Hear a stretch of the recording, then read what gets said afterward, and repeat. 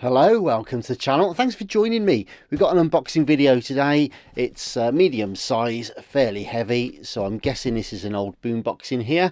So I'm going to crack it open, see what we've got, see whether or not it works.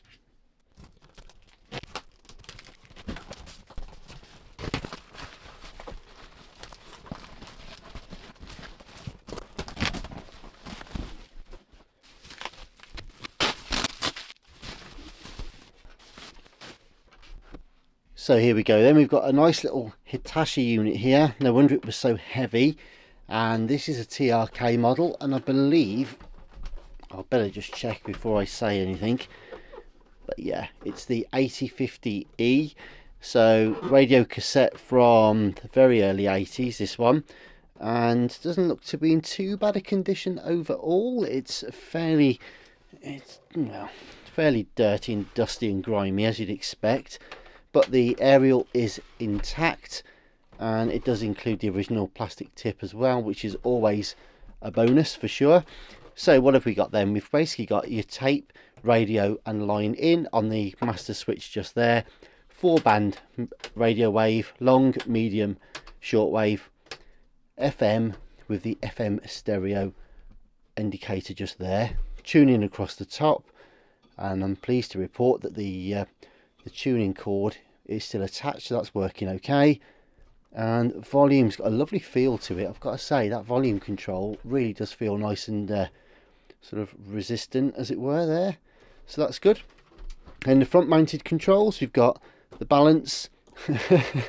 I always have to laugh, but look, the amount of people, and I often say, the people literally run them like this to try and squeeze extra volume out or something, but the bass and the treble are both being run flat out.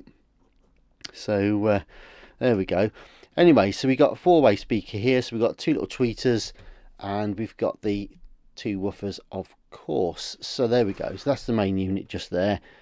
We've also got the operation light and your tape run lights as well.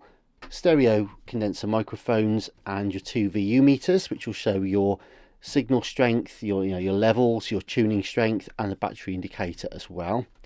And here we go. So I bought this one basically for, well, say something to do. I've got plenty to do here on the channel, as you know, but the opportunity came up basically to get this particular Hitachi model. It needs a bit of a clean, it needs a bit of love, but it all looks like it's pretty much intact and complete.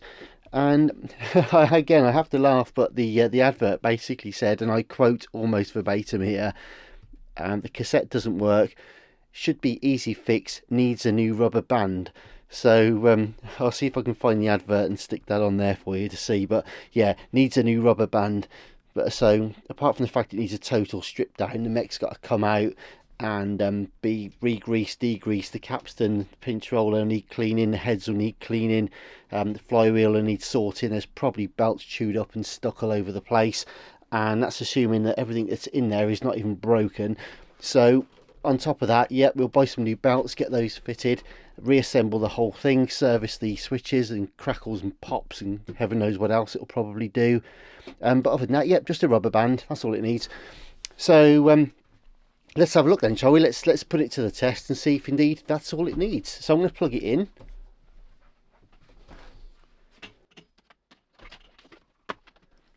And I have a power lead just here. So there we go. Well, for a start, the power lead doesn't want to go in. It's not a very good fit. Oh, there we go. Right, okay. So let's start with the radio. So turn the volume to 0. And we'll put the radio on to FM, like so. And I'm going to put the aerial up. Now just bear with me, I'm just going to turn the lights out just for a few seconds, just to see whether or not we can actually pick up a decent FM signal.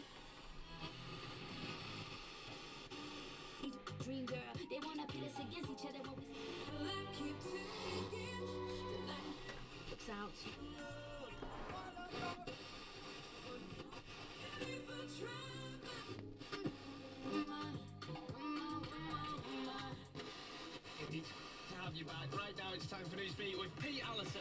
Radio 1. You feeling on this? Okay, well I'm getting radio there, but what I'm not getting, to be honest with you, is any sign of stereo at all.